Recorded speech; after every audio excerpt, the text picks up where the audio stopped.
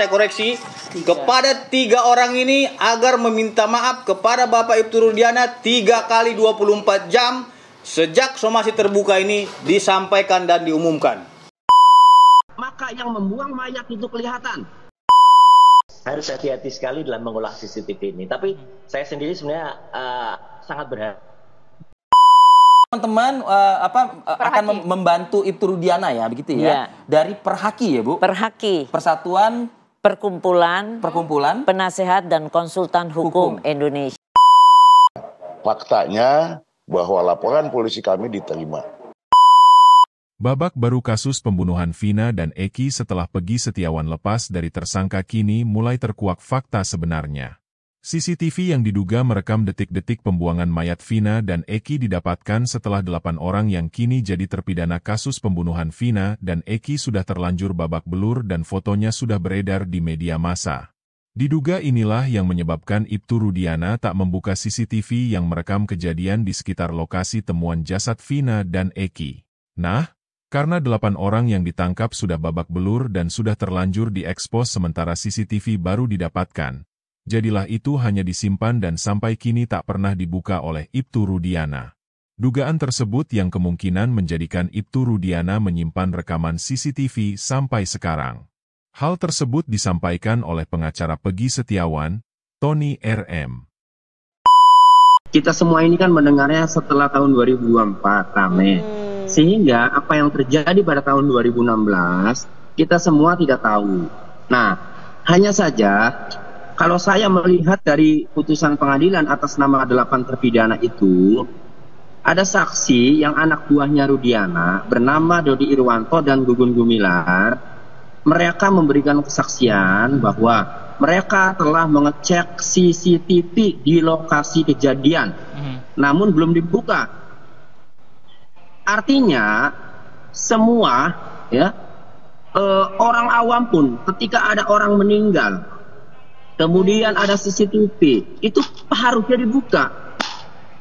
Justru dengan tidak dibukanya CCTV, berdasarkan keterangan saksi yang tertuang di pengadilan, di putusan pengadilan, yaitu saudara Dodi Irwanto dan saudara Gugun Gumilar, anggota polisi itu, justru saya mencurigai CCTV itu didapatkan setelah para pelaku orang-orang yang diamankan oleh Pak Rudiana itu ditahan, kemudian jadi tersangka, kemudian beredar foto pada babak belur, ya artinya sudah terlanjur, ya orang-orang itu ditersangkakan, ya yang belakangan memang dia mengaku karena disiksa tidak tahan, ya sudah terlanjur ditersangkakan, ya kemudian CCTV itu didapat sehingga tidak dimunculkan, tidak dilampirkan sebagai barang bukti. Jadi keterangan saksinya mengatakan CCTV ada di lokasi kejadian namun belum dibuka. Itu yang saya khawatirkan. Dan saya mendapatkan informasi. Tapi yakin ada, saya Mas Tony? Ya. Tapi Anda yakin ada bahwa CCTV itu masih ada, tidak dihancurkan? Saya buka saja.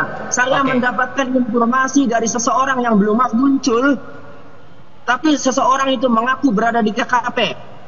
CCTV itu ada di jembatan. Kalau itu dibuka, maka yang membuang mayat itu kelihatan. Siapa? Tapi Mas Tony, kalau dari kekhawatiran Mas Tony, artinya setelah tadi kecurigaan Mas Tony dan kekhawatiran Mas Tony, artinya bisa direkayasa seperti itu? Ya artinya ketika kalau CCTV itu dibuka, bisa saja yang muncul itu pelakunya bukan yang ditangkap itu gitu loh. Nah, gimana nih Mas Roy menanggapinya gimana? Mohon maaf sebelumnya. Mohon maaf tadi putus ya. Saya setuju 100% yang disampaikan oleh Mas Tony. Ya, jadi artinya gini. Kalau memang ada CCTV-nya, karena gini, tahun 2015 itu sudah nampak kok di minimarket yang nggak bisa sebutkan ya, di depan sebelum jembatan itu ya, di perbatasan kabupaten dan kota Cirebon itu ada kameranya. Dan di perumahan The Gardens itu, ini jarang disebut nih perumahan The Gardens, ini baru di iNews di situ. Di perumahan The Gardens itu juga ada CCTV. Jadi artinya dimungkinkan misalnya, kalaupun tidak 7, minimal ada 2 atau 3 CCTV. Dan menariknya di sidang kan itu disebut CCTV-nya ada tapi tidak ada orang yang bisa memeriksanya. Come on gitu ya. Kalau saya ketawa itu membaca berita itu ya. Kenapa? Karena kan 2016 itu sudah bukan 10 atau 15 tahun yang lalu. Semenjak 10 atau 15 tahun yang lalu pun saya sudah jadi ahli dalam bidang CCTV. Jadi artinya kan harusnya ada lah gitu. Kalau nggak ada di Cirebon, ambillah dari Polda Jabar. Kalau nggak ada Polda Jabar, ambillah dari Mabes Polri. Pasti ada lah. Jadi ya moga-moga saja memang kemudian itu bisa. Kalaupun tidak ada, nah ini memang betul ada indikasi yang tadi disampaikan oleh Mas Tony tadi, Mas. Gitu. Oke. Kalau Mas Tony lihat ini kecurigaannya seperti apa? Kok penyidik hingga saat ini tidak mau menampilkan CCTV?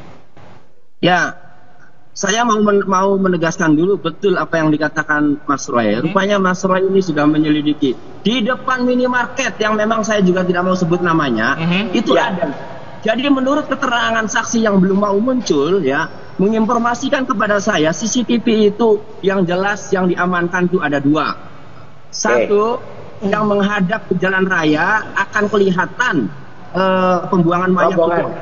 Rombongan motor tuh kelihatan, Mas. Oke. Market itu mengamati nunggu orang lewat sepi gitu loh. Kemudian baru dibuang mayat, bongkar gitu. Ya, itu kuncinya ada di Pak Rudiana dan anak buahnya, terutama saksi, 2 saksi yang tertuang dalam putusan pengadilan. Nah, kemudian kalau kecurigaan kami, ya jelas begini. Polisi mana? Ya, polisi mana? Naluri seorang polisi mana? Ketika ada kejadian, harusnya mencari berbagai petunjuk. Dari HP dibuka, dari CCTV dibuka. Mencari tahu, ya. Terlihat dalam kamera pelaku-pelaku yang melakukan itu kan, nopi-nopiran. Nah, ini kok malah nggak dibuka? Ya itu juga kan udah pasti lah, masyarakat nggak bisa curiga lah. Kalau begitu, kan itu. Jadi, ada yang ditutup-tutupi ini. Ini tidak hanya tim kuasa hukum, bahkan Mas Roy Suryo juga ikut melakukan penyelidikan ke lokasi. Artinya banyak sejumlah CCTV ini mengambil gambar tersebut. Tapi kira-kira mungkin nggak sejak tahun 2016 CCTV itu dihadirkan kembali, Mas Roy? Gini, mungkin tidaknya itu tergantung. Sudah hilang seperti itu. Ya gini. Memang bisa diambil atau tidak itu tergantung 2 hal. Faktor teknis dan faktor non teknis. Tadi karena nama petugas ada disebut ya oleh Mas Tony, ya nggak apa-apa lah, kita buka aja. Ibtu Rudiana. Ya, itu memang punya relasi kuasa untuk mengambil itu CCTV itu. Karena kan tidak mungkin CCTV itu bisa diambil oleh pemilik minimarket atau misalnya kalau itu dinas tata kota yang ada di Cirebon yang memiliki kamera yang ada di dekat jembatan atau yang ada di perumahan The Gardens itu, atau orang yang bisa memerintahkan untuk membuka CCTV. Nah, gitu. Jadi ada orang yang memerintahkan yang punya relasi kuasa. Dalam hal ini memang betul petugas kepolisian itu punya relasi kuasa itu. Nah, artinya apa? Kalau memang itu diambil, saya malah bersyukur. Ya gitu, bersyukur. Alhamdulillah kalau itu nanti ada dan ternyata masih ada barangnya yang bisa dibuka. Tetapi kalau waktu itu tidak diambil, ya, dan kemudian lewat, pasti sudah tertutup oleh karena CCTV itu bisa bertahan paling hanya 2 minggu atau sebulan. Apalagi kapasitas hard disk waktu itu kan mungkin baru 500 giga atau paling besar 1 tera. Kalau sekarang kan bisa 2 tera, bisa 4 tera gitu. Artinya apa? Ya kalau saya membenarkan analisis tadi dari Mas Tony bahwa kenapa itu tidak dihadirkan? Lah kalau CCTV itu misalnya ini dalam tanda kutip menguntungkan penyidikan yang sudah ada sebelumnya, ya itu pasti dihadirkan. Tapi bisa juga karena itu tidak menguntungkan, nah akhirnya dengan alasan macam, dan alasannya konyol gitu loh. Alasan kok tidak ada orang yang bisa memeriksa CCTV gitu loh. Itu alasan ini harusnya dibantah atau nanti di-challenge oleh kuasa hukum. Kuasa hukum Ibtu Rudiana, Elza Syarif mengungkap bahwa kliennya tidak boleh berbicara ke hadapan publik soal kasus pembunuhan Vina dan Eki. Ibtu Rudiana saat ini masih polisi aktif. Hal itu yang membuat Rudiana tidak bisa sembarang muncul di publik untuk berbicara kasus Vina. Ibtu Rudiana sebagai polisi aktif ya bekerja seperti biasanya aja ya, dan tentunya dia tidak seperti orang biasa yang bisa memberikan pernyataan-pernyataan tampil di publik, nggak bisa. Bu Elsa, jadi ini teman-teman akan membantu Ibtu Rudiana ya, begitu ya? Dari Perhaki ya Bu? Perhaki. Persatuan Perkumpulan Penasehat dan Konsultan Hukum Indonesia. Anggota berapa Bu Elsa? Anggotanya sih lumayan banyak sih. 1000-an ada di, tapi tidak sebanyak Peradi, karena dulu kan Peradi wadah tunggal. Dan saya salah satu pendirinya. Dan sempat ngurusnya selama 11 tahun saya di sana.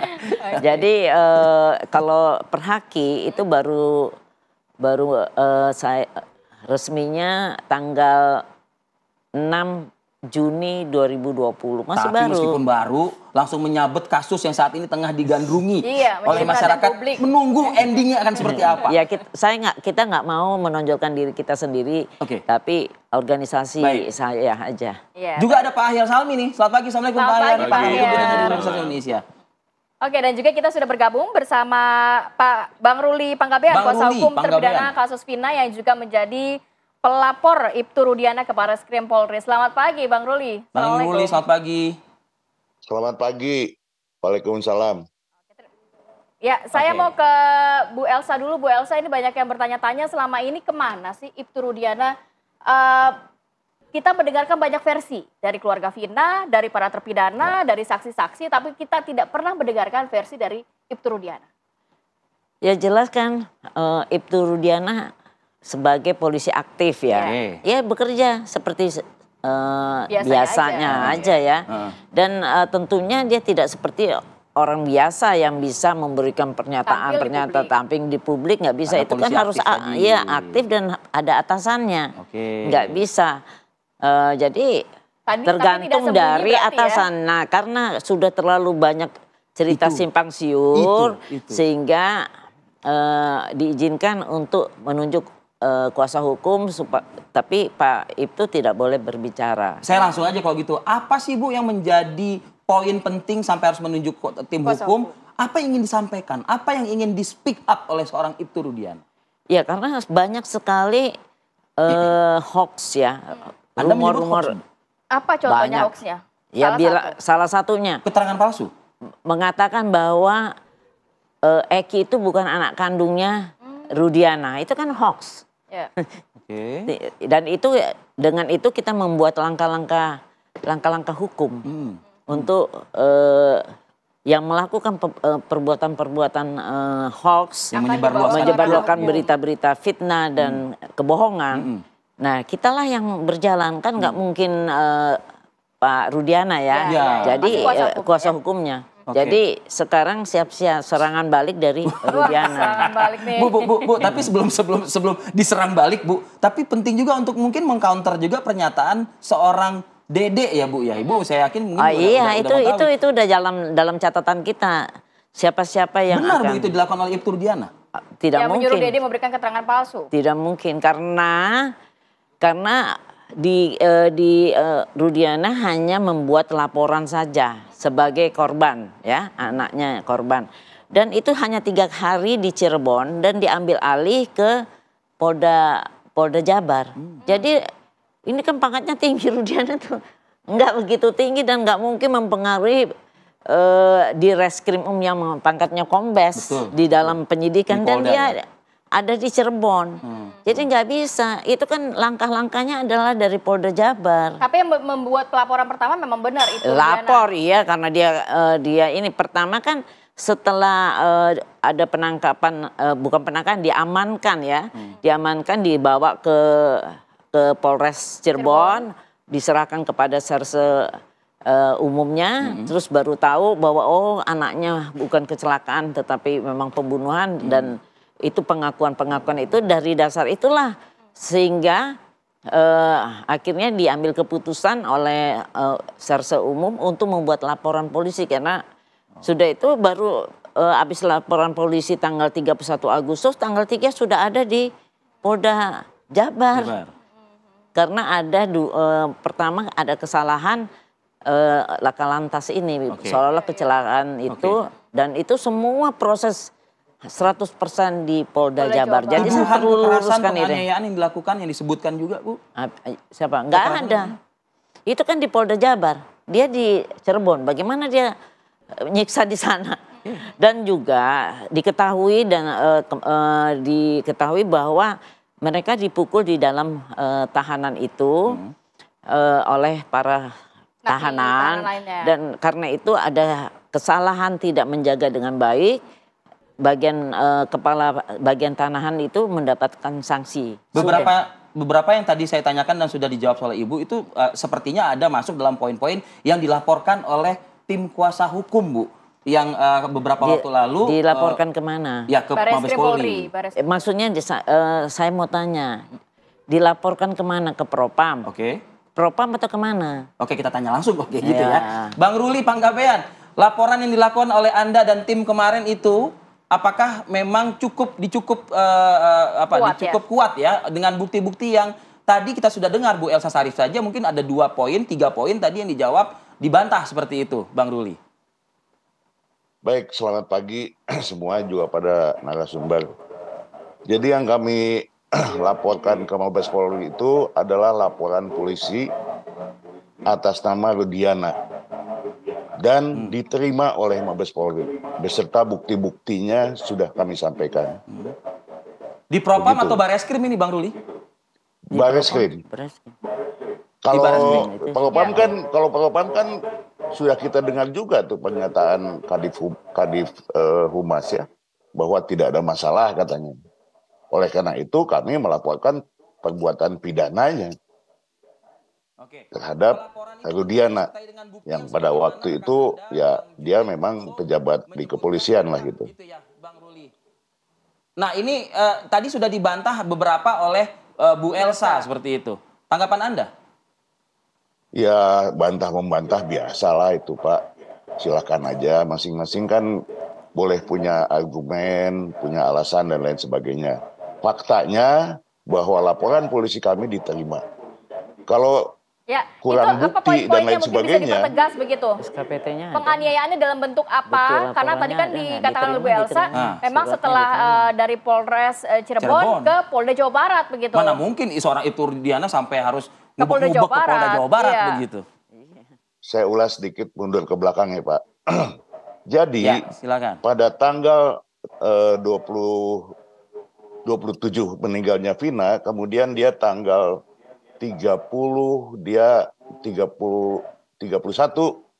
dia menangkap dengan ada istilah orang mengamankan silahkan aja lah. Tapi dia menangkap beserta timnya itu ada 8 yang ditangkap di sana dari 11 itu katanya. Dan kemudian melakukan interogasi. Ditangkap itu dari depan SMP 11 dibawa ke Polres Cirebon. Saya juga heran, dia tuh menangkap sekitar jam 16-an gitu ya. Jam 19-an dia sudah bikin LP, laporan polisi gitu. Nah, mungkinkah waktu yang pendek ini dia kemudian dalam laporannya bisa menunjuk si A berbuat apa, si B berbuat apa beserta barang bukti? Ini yang mesti kita uji. Yang mana yang benar? Saya tidak menyatakan bahwa klien saya benar, enggak. Saya hanya ingin mencari kebenaran material. Sebetulnya apa sih dan bagaimana sih situasinya gitu loh. Itu.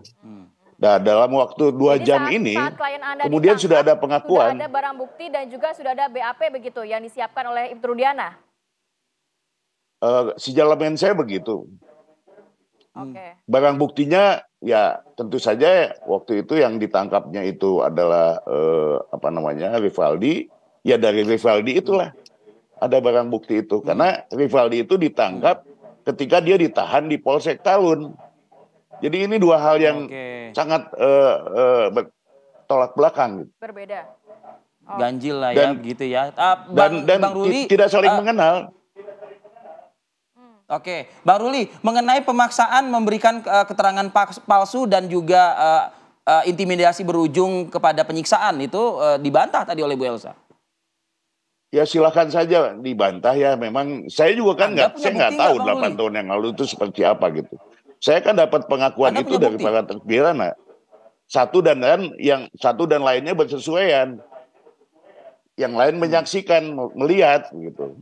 Ya memang pada waktu itu kan yang ada cuma para tahanan dan penyidik, tidak ada yang lain lagi. Jadi siapa yang bisa menyaksikan itu kalau bukan kawan-kawannya? Oke, Bang Ruli, kenapa Anda menunjuk Ibtu Rudiana terkait keterangan palsu, sedangkan yang memberikan keterangan kan Aep dan juga Dede saat itu? Apa kontribusinya Ibtu Rudiana di situ? Bu, saya ulang ya, bukan saya yang menunjuk, tapi para terpidana itu. Saya kan hanya kuasanya. Dan saya tidak mungkin membawa mereka ke mungkin? Mabes gitu. Ya karena perbuatan gimana Bu? Ya, Gimana, apa Bu? alasannya, apa kontribusinya Ibtu Rudiana itu terhadap keterangan palsu yang Anda tuduhkan begitu kepada Ibtu Rudiana?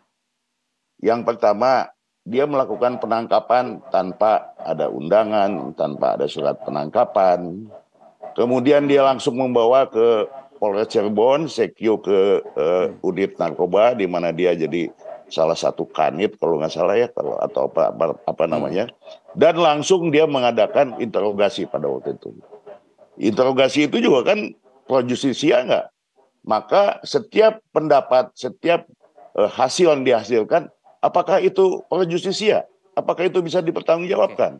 Itu pertanyaan kami gitu.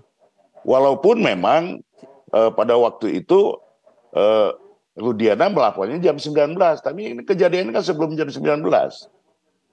Ya silahkan aja dibantah, ya kita uji saja gitu. Saya juga tidak mau berbantah-bantah karena saya juga tidak ada di 8 tahun yang lalu. Ya mari kita adu bukti ini gitu. Baik, Bu Elsa ada komentar? Ya. Saya pertama saya ingin bertanya, bukan membantah, ingin bertanya kalau memang sudah diterima laporannya, saya minta apa bukti tanda lapornya dari Mabes Polri. Satu, karena laporan di Mabes Polri itu ada prosesnya sendiri. Setelah disampaikan pelaporan, tapi itu dianalisa dulu, belum tentu dapat bukan diterima, tetapi suratnya diterima. Kan diterima kok. Diterima, tapi tanda bukti lapornya supaya saya tahu. Seberapa penting itu, Bu? Loh, itu buktinya bahwa dia bisa diproses. Laporannya ada. Karena kan kita bisa mengetahui undang-undang kepolisian itu Rudiana adalah polisi aktif, satu. Kedua, soal masalah BAP itu kan sudah diuji di pengadilan ya, sampai telah mempunyai kekuatan hukum tetap. Jadi itu pengujiannya apa pengujian tersendiri atau mengajukan PK?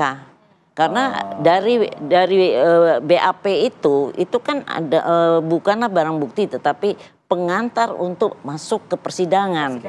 Nah, jadi itu sudah diuji di pengadilan. Tingkat pertama, kedua, sampai pengadilan inkrah, sudah itu sampai gerasi ditolak. Jadi kita sebagai seorang yang ahli hukum, ya, advokat, seorang ahli hukum, tentunya senang atau tidak senang harus menghormati putusan yang telah mempunyai kekuatan hukum tetap. Ibtu Rudiana disebut akan melakukan tindakan hukum terhadap Dede yang telah membuat fitnah dalam kasus terbunuhnya Vina dan Eki Cirebon, hingga membebaskan Peggy Setiawan. Hal tersebut disampaikan oleh kuasa hukum Ibtu Rudiana, Pitra Romadoni.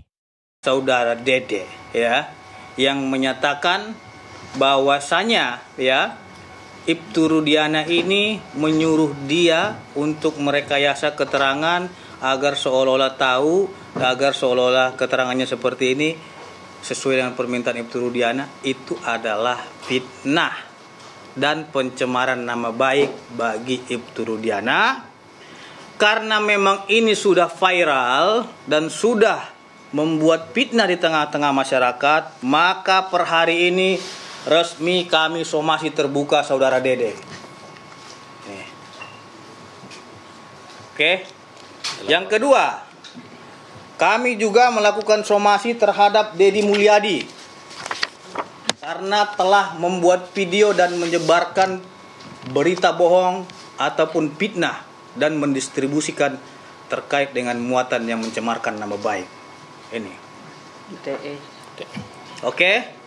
Terus yang ketiga, somasi terbuka kami, ya, kepada saudara Liga Akbar Cahaya. Oke. Per hari ini kami melayangkan dan menyatakan, mengumumkan somasi terbuka kepada 3 nama tersebut untuk meminta maaf 1 kali 24 jam kepada Bapak Ibtu Rudiana. Mohon maaf, saya koreksi, kepada 3 orang ini agar meminta maaf kepada Bapak Ibtu Rudiana 3 kali 24 jam sejak somasi terbuka ini disampaikan dan diumumkan. Apabila dalam 3 kali 24 jam yang bersangkutan yang telah kita lakukan somasi terbuka tidak meminta maaf kepada Ibtu Rudiana beserta dengan keluarganya dan kepada masyarakat melalui media pers yang ia beritakan, maka dengan tegas kami akan melakukan tindakan hukum dengan membuat laporan polisi terhadap mereka bertiga. Karena sampai hari ini kita sudah cukup sabar menghadapi perbuatan-perbuatan mereka ini semua. Ingat, kesabaran itu ada batasnya. Orang yang sabar itu pasti punya batas kesabaran. Dan tegas, saya ulangi, kami peringatkan kepada saudara Dede, saudara Dedi Mulyadi, dan saudara Liga Akbar segera meminta maaf kepada Bapak Ibtu Rudiana karena saudara diduga telah menyebarkan fitnah dan mencemarkan nama baik serta melakukan penyebaran berita bohong. Untuk itu, dalam tempo 3 kali 24 jam, saudara segera minta maaf kepada Bapak Ibtu Rudiana dan keluarganya, dan tegas apabila tidak ada permintaan maaf itu, kami akan melakukan tindakan hukum. Terima kasih telah menyaksikan berita terbaru dari kami. Jangan lupa untuk like, share, dan subscribe untuk mendapatkan update berita terkini setiap harinya. Aktifkan juga lonceng notifikasi agar Anda tidak ketinggalan berita penting dari kami. Sampai jumpa di video berikutnya, dan selalu jaga kesehatan serta keselamatan Anda. Selamat beraktivitas.